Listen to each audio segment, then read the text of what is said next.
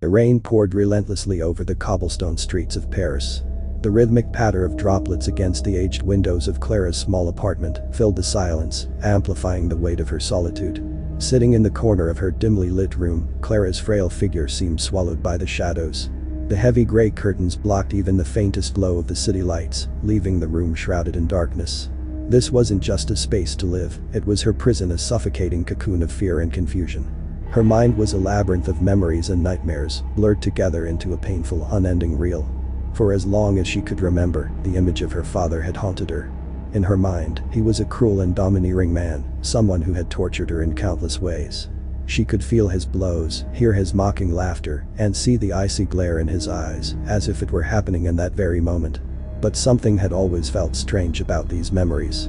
Despite her certainty, no one around her believed her. Friends, neighbors, even doctors had told her that what she described didn't make sense. There were no scars, no evidence, no witnesses. Clara clung to her truth, but the seeds of doubt had started to grow. Clara's life had been shattered at the age of 16 when her mother died in a car accident. Her once loving father, as she claimed, had turned into a monster, venting his grief and rage on her. She spoke of nights filled with terror. Her father's heavy footsteps echoing down the hallway, his shadow looming in her doorway as he watched her with a sinister grin. But the world around her contradicted her story. Friends would ask, if he's so violent, why hasn't anyone seen him hurt you? Therapists gently questioned her memories, hinting that perhaps her mind was playing tricks on her. Yet Clara could not let go of her truth or what she believed to be her truth. The memories felt too real to dismiss. That night, the rain was heavier than usual, hammering against the windows like an ominous warning. Clara sat on her bed, clutching a small knife she had taken from the kitchen. Her trembling fingers leafed through a notebook filled with frantic scribbles, thoughts she could barely organize. On one page, a single sentence caught her eye. She didn't remember writing it, but the word sent a chill down her spine. As her gaze moved to another page, her breath caught. Written in shaky handwriting was, "My father is dead." The knife fell from her hand, clattering onto the floor. Her heart pounded as her mind raced. She couldn't have written that. Could she? A sudden noise interrupted her thoughts. Footsteps in the hallway. They were slow, deliberate, and growing louder. Clara grabbed the knife again, her body tense as she crept toward the door. The familiar terror surged through her veins. She had to end this tonight. She pushed open the door to her father's room, but what she saw made her freeze. The room was empty. No bed, no furniture, nothing to suggest that anyone had lived there for years. Confused, Clara turned around, and her heart nearly stopped. Standing at the end of the hallway was her father, his shadowy figure as solid as her own. His cold smile sent shivers down her spine. "Clara," he said, his voice calm but laced with menace. "Haven't you figured it out yet?" Her grip on the knife tightened as he stepped closer. But then he spoke again, and this time, his words cut deeper than any blade. "I've never been here. I only exist in your mind." Clara dropped to her knees as memories flooded her.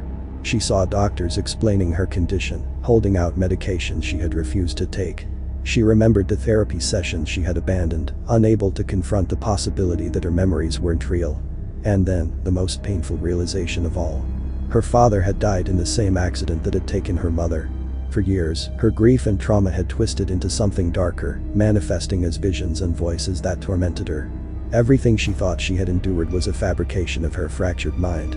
Tears streamed down her face as she sat in the empty hallway, the knife lying forgotten at her side.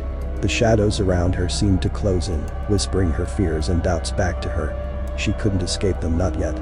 Clara returned to her room, her movements mechanical, her mind numb. The weight of her discovery was almost too much to bear. She picked up the knife again, staring at its sharp edge. Perhaps this was the only way to silence the voices forever. But then, her phone rang. The sudden noise startled her, and for a moment, she hesitated. With trembling hands, she answered. The voice on the other end was calm and steady, belonging to her therapist. "Clara," he said gently, "I know you're struggling. I need you to remember that these thoughts, these images, they're not real. You don't have to face this alone." His words were like a lifeline thrown into the abyss. Clara broke down, sobbing uncontrollably.